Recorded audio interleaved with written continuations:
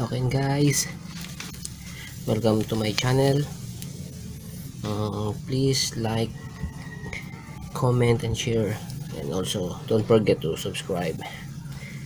Now we will manually program our ICOM ICP80.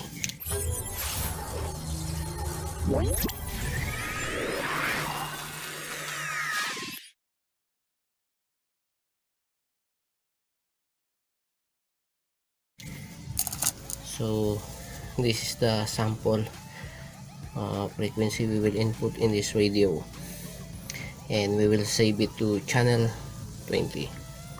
So press BFO, go to BFO, and then type your frequency 144 600. Okay, press function and 8 or set.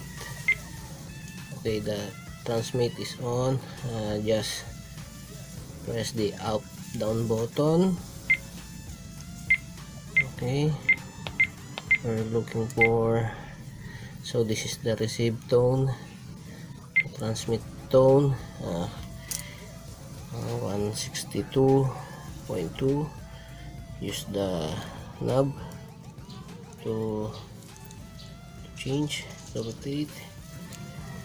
Okay, 162.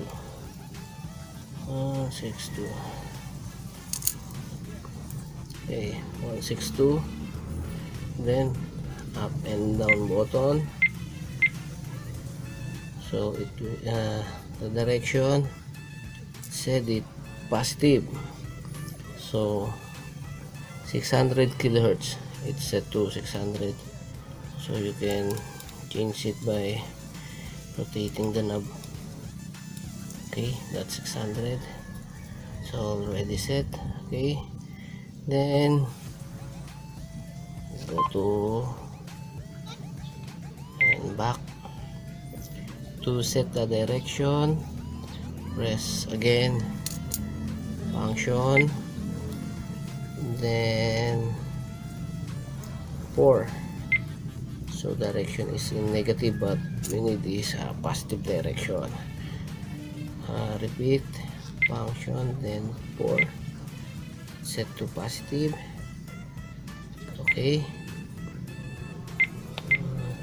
then to save it, press function BFO.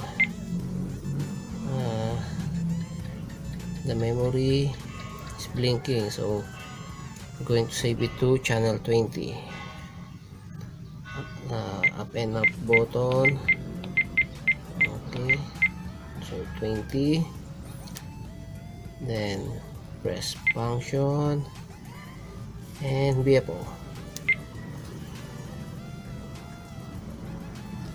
Function BFO, long press. Okay, when you hear that, I'll go to memory. Okay, see, then we press. Okay,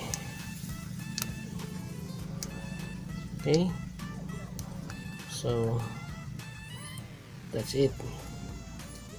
Thank you for watching.